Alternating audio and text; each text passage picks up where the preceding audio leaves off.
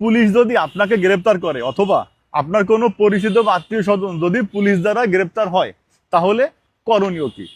গ্রেপ্তার করার সময় আপনি যদি একা থাকেন, তাহলে আপনার প্রথম কাজ হবে আপনি কেন গ্রেপ্তার হলেন গ্রেপ্তারিকারী দলের নিকট থেকে জানা, যে আপনি এটা কি মামলায় গ্রেপ্তার হলেন না ওয়ারেন্টে গ্রেপ্তার হলেন।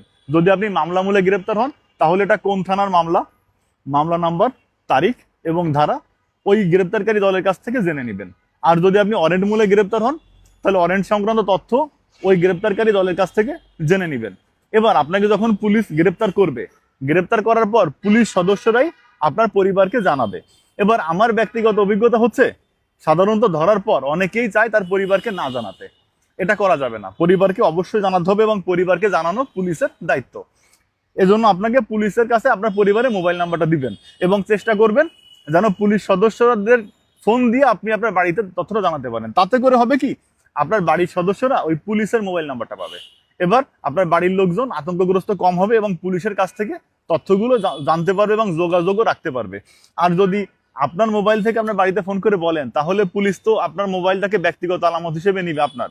তখন তো ওই মোবাইল থেকে ফোন আসলে তো রিসিভ করবে না, বা আপনার পরিবারের সদস্যরা ওই ফোনে ফোন করলে কিন্তু তথ্য নাও পেতে পারে। এই জন্য কাজ হবে গ্রেপ্তার সংক্রান্ত তথ্য জানা এবং চেষ্টা করবেন পুলিশের ফোন দিয়ে আপনার বাড়িতে জানানোর, তাহলে পুলিশের নাম্বারটা থাকবে। এবার যদি আপনি গ্রেপ্তারের সময় আপনার নিকট আত্মীয়রা আপনার কাছে থাকে, সেক্ষেত্রে কাজ কি হবে? সেক্ষেত্রে কাজ হবে নিকট আত্মীয়রাও আতঙ্কগ্রস্ত হবেন না এবং নিকট আত্মীয়রাও সহায়তা করবেন ওই ব্যক্তি যেন আতঙ্কগ্রস্ত না হয়। পাশাপাশি পুলিশকে সরকারি দায়িত্ব পালনে সহযোগিতা করবেন। এবার নিকট আত্মীয় স্বজনরা যে ব্যক্তিকে গ্রেপ্তার হলো, ওই ব্যক্তির গ্রেপ্তারের কারণগুলো জেনে নেবেন। ওই একইভাবে মামলার তথ্য জেনে নেবেন অথবা ওয়ারেন্টের তথ্য জেনে নেবেন। জেনে নেওয়ার পর এটা আপনার কি কাজে লাগবে? এটা হচ্ছে, যখন আপনাকে বিজ্ঞ আদালতের ডিফেন্স করতে হবে, ডিফেন্স করার জন্য আপনাকে তো বিজ্ঞ আইনজীবী অর্থাৎ উকিল নিয়োগ করতে হবে। আপনি যদি মামলা নাম্বার অথবা ওয়ারেন্টের তথ্য না পান, তাহলে তো আপনি উকিল নিয়োগ করতে পারবেন না। এই জন্য মামলা নাম্বার জানাটা অত্যন্ত জরুরি।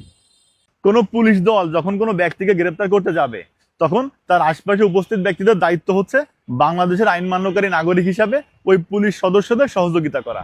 কেউ যদি পুলিশ সদস্যকে সরকারি কাজে বাধা দেয় অথবা গ্রেপ্তারে অসহযোগিতা করে, তাহলে পুলিশ সদস্যরা চাইলে ওই ব্যক্তিকেও আইনের আওতায় আনতে পারবে। এই বিষয়টা নিয়ে বেশিরভাগ মানুষ অভিজ্ঞতা থেকে দেখছি প্রচন্ড রকমের আতঙ্কগ্রস্ত হয়ে পড়ে। কাজে আতঙ্কগ্রস্ত না হয়ে আপনি স্বাভাবিক থাকবেন, স্বাভাবিক থাকার চেষ্টা করবেন এবং চাইলে ভিডিওটা বেশি বেশি শেয়ার করতে পারেন, যাতে করে মানুষ সচেতন হতে পারে এবং সাবধান হতে পারে।